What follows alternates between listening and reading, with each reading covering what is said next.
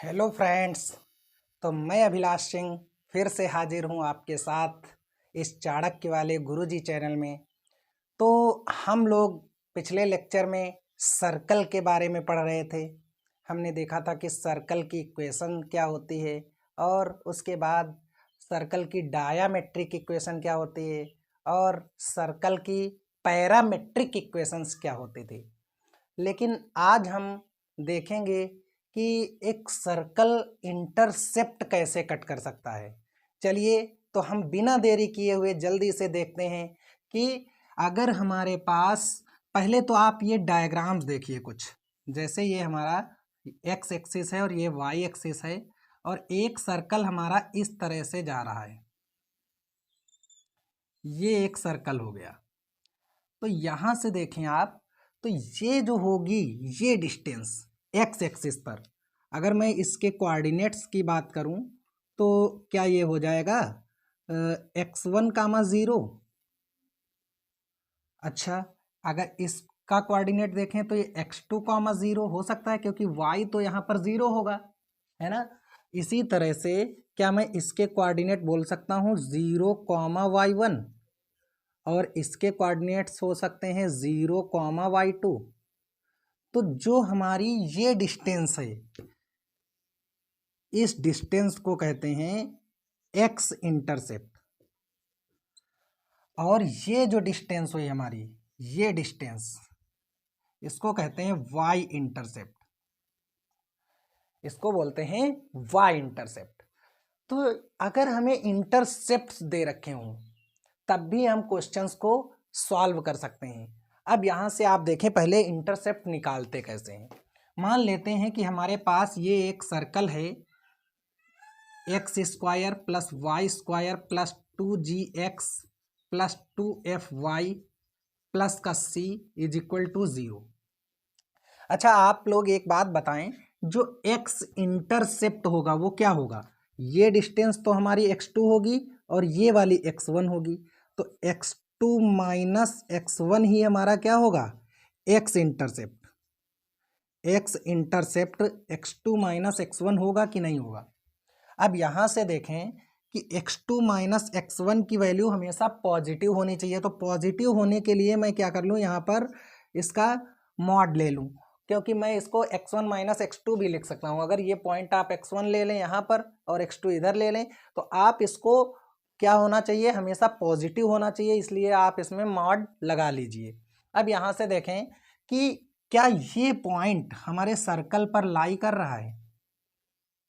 क्या ये पॉइंट हमारे सर्कल पर लाई कर रहा है?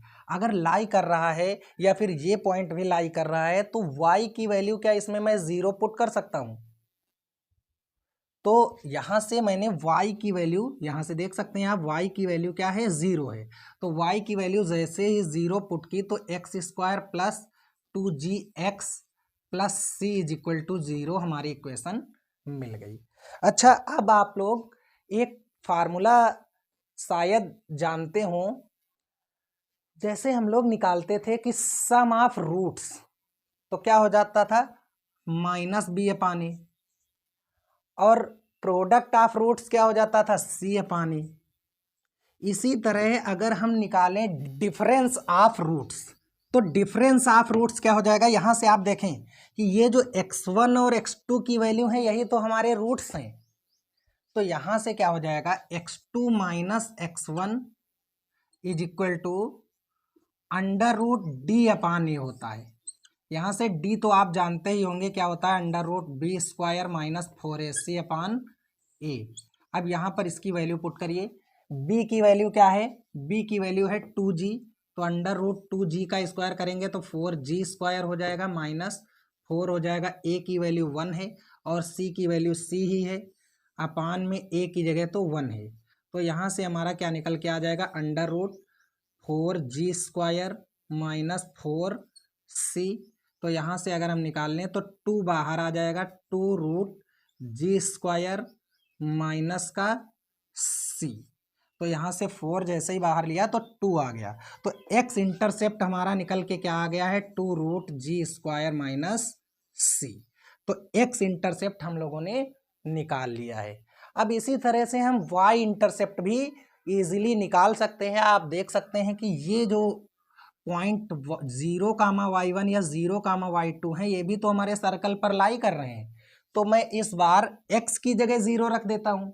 चलिए एक बार मैं x की जगह 0 रख देता हूँ। जैसे ही मैं x की वैल्यू 0 पुट करूंगा तो ये हमको इक्वेशन मिल जाएगी y² plus 2fy plus C is equal to 0। अब यहाँ से मैं फिर से वही रूल लगा दूं, यानी डिफरेंस ऑफ रूट्स। तो क्या हो जाएगा, y2 माइनस y1 जो हमारा निकल के आएगा, क्या निकल के आएगा, under root d upon a। तो यहाँ से हो गया y2 माइनस y1 और d क्या होता है हमारा b² माइनस 4ac, यानी यहाँ से देखें तो क्या हो जाएगा 2f का होल स्क्वायर, यानी यहाँ हो जाएगा 4f² माइनस का 4ac, 4a की जगह 1 है और c की जगह c ही है और यहाँ पर a की वैल्यू 1 हो गई। तो y2 माइनस y1 की वैल्यू क्या आ गई, यहाँ से अगर 4 में कॉमन ले लूँ तो 2 बाहर आ जाएगा f² माइनस का c। यानी अगर हमको y इंटरसेप्ट निकालना हो तो क्या करेंगे हम, अंडर रूट के अंदर 2f² माइनस c लगा देंगे, आराम से हमें y इंटरसेप्ट निकल आएगा। तो इस प्रकार से हम लोग इंटरसेप्ट की लंबाई निकालते हैं कि कितनी लेंथ का इंटरसेप्ट कट हो रहा है। तो यहाँ से हम लोगों ने देख लिया कि एक सर्कल के इंटरसेप्ट्स कैसे निकाले जाते हैं।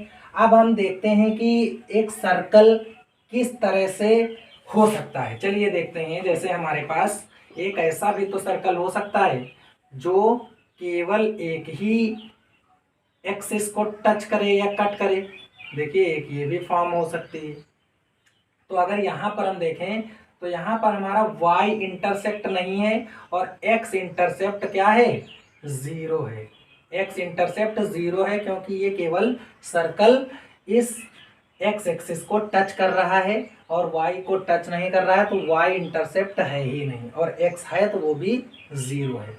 इसी तरह से अगर मैं एक और केस देखूं तो इसमें ऐसा भी हो सकता है कि केवल ये y एक्सिस को टच करे, ऐसा भी हो सकता है कि वो केवल y से इंटरसेप्ट भी कट करे, ऐसा भी हो सकता है कि उसका सेंटर y एक्सिस पे हो।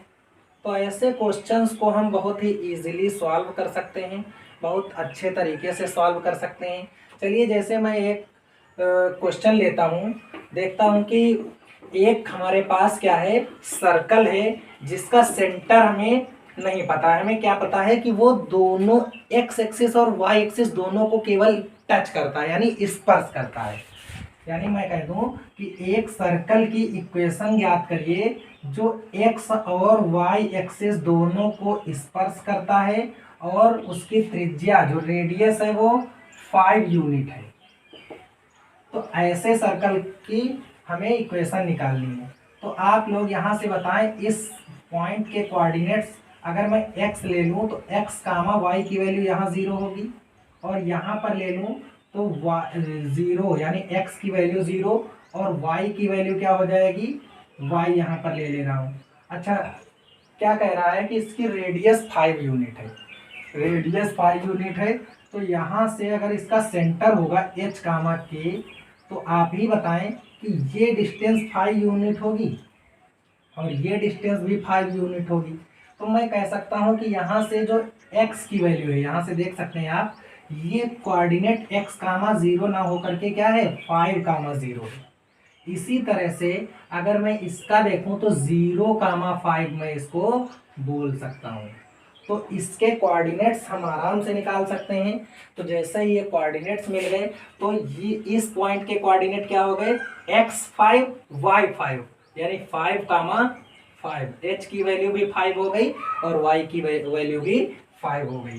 तो यहाँ से मैं इजीली लगा सकता हूँ कि सर्कल की इक्वेशन क्या है, x माइनस h का whole square plus y minus k का whole square is equal to r square. तो यहाँ से आप सॉल्व कर लीजिए, x माइनस एच की जगह 5 का स्क्वायर कर दीजिए प्लस y माइनस 5 का होल स्क्वायर कर दीजिए इज इक्वल टू ये 5 का स्क्वायर कर दीजिए। ये हो गया x square plus 25 minus 5 two 10x plus ये हो जाएगा y square plus 25 plus minus का 10y इज इक्वल टू 25। एक 25 ये कैंसिल हो जाएगा, तो ये आ जाएगा x square plus y square minus का 10x माइनस का 10y और प्लस का 25 इज इक्वल टू 0। यहाँ से हम बहुत ही आसानी से इस सर्कल की इक्वेशन निकाल चुके हैं। कोई ज़रूरी नहीं है कि आप इसी मेथड से लगाएं, आप इसको और इजीली तरीके से लगा सकते हैं। चलिए मैं इसको किसी दूसरे मेथड से सॉल्व करके आपको दिखाता हूँ। यही इक्वेशन निकल के आएगी x square plus y square minus 10x minus 10y plus 25। चलिए एक सेकेंड मेथड से देखते हैं। देखिए, अगर आपके कॉन्सेप्ट्स क्लियर हैं तो आपको क्वेश्चन सॉल्व करने के लिए डिफरेंट डिफरेंट मेथड्स भी माइंड में आएंगे आपकी। अगर मैं ध्यान से कहूँ तो क्या ये रेडियस जो है ये भी 5 ही तो होगी, तो इस पॉइंट के कोऑर्डिनेट देख लें, ये 5 है तो ये भी डिस्टेंस 5 हो गई, तो x की वैल्यू यहाँ पर क्या हो जाएगी 10 और y की वैल्यू तो 5 ही है, 10 कामा 5 रहेगा।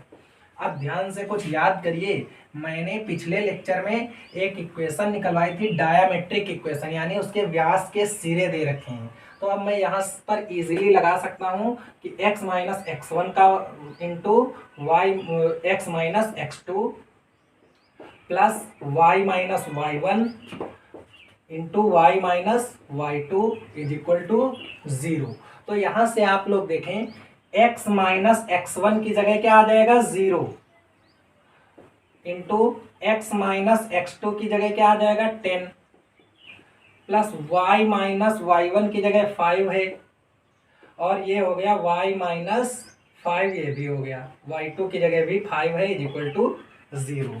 तो अब हम इसको सॉल्व करते हैं। देखिए, एक्स स्क्वायर माइनस का 10x प्लस का ये हो जाएगा इससे वाई स्क्वायर माइनस का 5y माइनस का 5y प्लस का 25 इज इक्वल टू 0।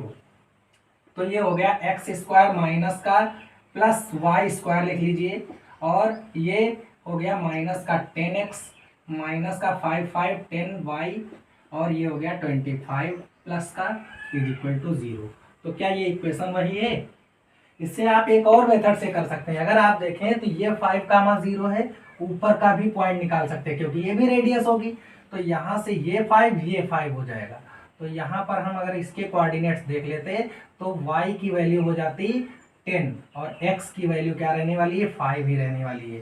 तो अगर हमारे व्यास के ये वाला व्यास ले लें डायमीटर, उसके सिरे ये हो जाएंगे, तो आप उस तरह से भी इसको सॉल्व कर सकते हैं, आएगी वही इक्वेशन निकल करके।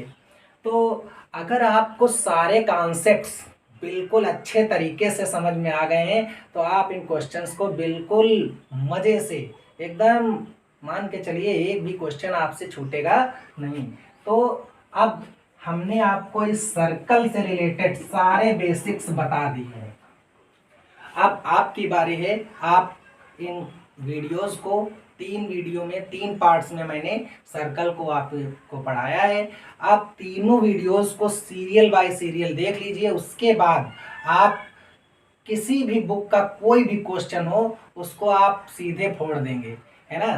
तो आप अच्छे से तैयारी करिए, और मैं देखता हूँ कि अगर तुमको थोड़ा सा हिंट देता हूँ, जैसे हमारे पास कोई 2 लाइंस दे दी जाए, कहा जाए कि 2 लाइंस हैं, उनकी इक्वेशन दे रखी होगी, कहा जाए कि इनका इंटरसेक्टिंग पॉइंट जो है वो एक सर्कल का सेंटर है।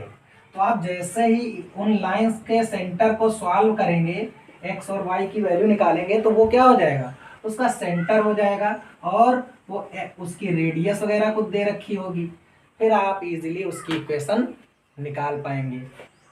तो आप सभी को ये वीडियो कैसी लगी, यानी मैंने सर्कल से रिलेटेड आपको सारे बेसिक्स बता दिए हैं। हमने जो 3 वीडियोस बनाए हैं, अगर आपको ज़रा सी भी कहीं प्रॉब्लम आ रही है तो तीनों वीडियोस को एक बार पूरा कंप्लीटली देखिए। उसके बाद अगर आपको कहीं पर भी दिक्कत आती है तो आप हमें कमेंट ज़रूर करें। अगर आपको सर्कल से रिलेटेड कोई भी चीज़ दिक्कत कर रही हो या उससे रिलेटेड आपको कोई भी वीडियो चाहिए तो आप कमेंट में हमें ज़रूर बताएं। मैं कोशिश करूंगा कि जल्द से जल्द प्रॉब्लम को दूर करने की पूरी कोशिश रहेगी। तो तब तक के लिए मैं आपसे विदा चाहता हूं। मिलता हूं बहुत जल्द नेक्स्ट वीडियो के साथ। और उसमें हम कोऑर्डिनेट ज्योमेट्री का यानी कोनिक सेक्शन का ही एक नया टॉपिक यानी पैराबोला स्टार्ट करेंगे। वहाँ पर हम देखेंगे कि पैराबोला क्या होते हैं, पैराबोला की इक्वेशंस क्या होती हैं और उससे रिलेटेड कुछ क्वेश्चंस भी डिस्कस करेंगे। तो अब आप लोगों का फर्ज बनता है कि आप इस वीडियो को पूरी तरह से समझ चुके हों तो आप अपनी बुक उठाइए और एक पास से सारे क्वेश्चन सॉल्व करना शुरू कर दीजिए। देखिए, अगर आपको ये सारे कॉन्सेप्ट्स आ गए होंगे तो क्वेश्चन सॉल्व करना कोई बहुत बड़ी बात नहीं है, क्वेश्चंस बहुत आसानी से सॉल्व हो जाते हैं। एक टीचर केवल आपको सारे कॉन्सेप्ट बता सकता है, अगर हम क्वेश्चंस बताएंगे तो आप शायद उस तरह से नहीं सीख पाएंगे। अगर आप इन कॉन्सेप्ट्स को सीख चुके होंगे तो क्वेश्चन में भी यही कॉन्सेप्ट ही पूछे जाएंगे आपसे। अब बारी आपकी है, आप मेहनत करिए खूब अच्छे से और बिल्कुल तैयारी को अपनी इस समर वैकेशन में अच्छे से तैयार करते रहिए और बढ़िया से आप अच्छा कर सकें, यही हमारी आशा है।